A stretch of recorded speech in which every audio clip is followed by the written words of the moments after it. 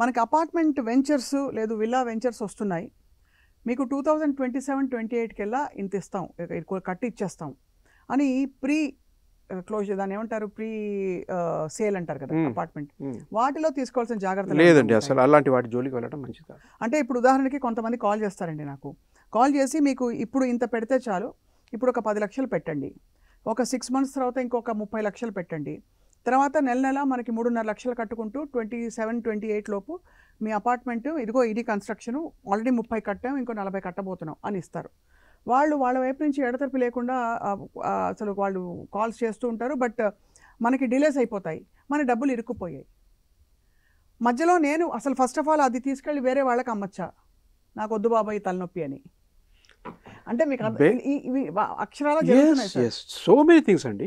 మేము ఈరోజు మనకు వచ్చేస్తున్నాయి ఈవెన్ ప్రీ వెంచర్ అమౌంట్స్ కూడా ఏదో 25% కట్టండి, 30% కట్టండి, 50% కట్టండి అని చెప్పి ఇప్పుడు కడితే మీకు ప్రీ లాంచింగ్లో మీకు అది 5,000 per స్క్వేర్ ఫీట్ అయ్యేది మీకు కేవలం 3,000కే ఇస్తాం, 2,000కే ఇస్తాం. అవును, ఇప్పుడు మీరు కడితే ప్రీ లాంచింగ్, ఈవెన్ లాంచ్ అవ్వదు, అది అప్రూవ్ అయిందో తెలియదు, ఎవరు దానికి అప్రూవల్ తేవాలో తెలియదు, హూ ఆర్ ద ఓనర్స్ తెలియదు.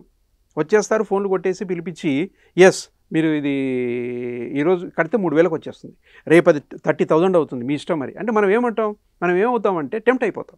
అంటే will be influenced by that kind of illusionary exposures. అదే అంటే తక్కువకి వస్తుంది కదా మనకని. ఇదే మన వీక్నెస్, ఇది వాళ్ళకి పెట్టుబడి. అది దీని నుంచి మనం బయటపడాలి, ఈ వీక్నెస్ నుంచి, ఈ ఎమోషన్ నుంచి బయటపడాలి. నాట్ స్ప్రెడింగ్ మనీ, అసలు ఈ ఎమోషన్లోంచి మనం బయటపడాలి. ఇది business emotions regarding commercial activities. అవును. సో ఈ ఎమోషన్స్ మనం బయటపడాలి ఇన్ ద సెన్స్ అంటే ప్రీ లాంచింగ్ అనేది అప్పుడు అసలు కోర్టు అబ్సల్యూట్లీ అగైనెస్ట్ ఇట్. ఎలా సార్ మరి ప్రీ లాంచింగ్ వారు అంతా చలామణి అవుతుంది కదా సార్ చాలా చోట్ల ప్రీ లాంచింగ్? ఒకటండి, పర్మిషన్స్ ఉన్నాయో లేదా చూడాలి, ప్రాపర్ పర్మిషన్స్ ఉన్నాయి, ఇవన్నీ చెక్ చేసుకున్న తర్వాత అసలు 25%, 30% కట్టండి, 40% కట్టండి, ఇది స్టార్టింగ్ అని చెప్పి అనడానికి లేదు వాళ్ళకి. ఏదో 5% తీసుకోవటం, అది కూడా పక్కాగా ఉంటే ఒక 5% ముందుగా కట్టొచ్చు. అది కూడా మనం చెప్పలేం, అది లాస్ అవుతారా లేకపోతే దాన్ని గెయిన్ అవుతారా మనం చెప్పలేం. ఫ్యూచర్లో అన్ప్రెడిక్టబుల్. ప్రీ లాంచ్ లో పెట్టేసి కోల్పోయిన వాళ్ళు ఉన్నారు, చాలా మంది, 100 మంది ఉన్నారండి, థౌజండ్స్ ఆఫ్ పీపుల్, వందలు కాదు thousands of people. They are rushing to court now.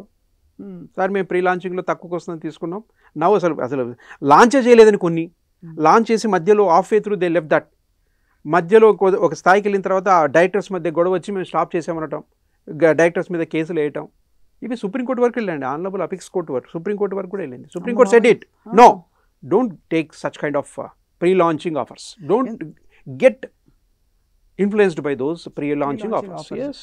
చాలా రెప్యూటెడ్ బిల్డర్స్ అయితే తప్ప. Reputed builders, you are just human being, we are just human being, what will happen we don't no.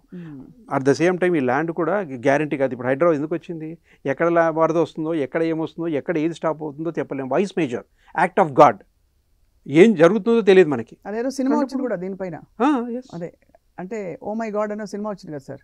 ఈ రోజు property మనదైతే మనదండి, ఈ రోజు property మన కళ్ళతో చూసామా, మనం కొన్నామా అంతే తప్ప ఏ ఫ్యూచర్లో మనకు వస్తుంది ఇది మన ఫ్లాట్. అసలు కొంతమందికి అయితే అసలు ఏ ప్లాట్ ఇచ్చారో కూడా తెలియదు. ఈ ప్లాట్ 100 మందికి అమ్ముంటారు వీళ్ళు కరెక్ట్గా లాంచ్ చేసరికి, 4 వస్తారు ఆ ప్లాట్ నాకెమ్మాడు అని. What will happen?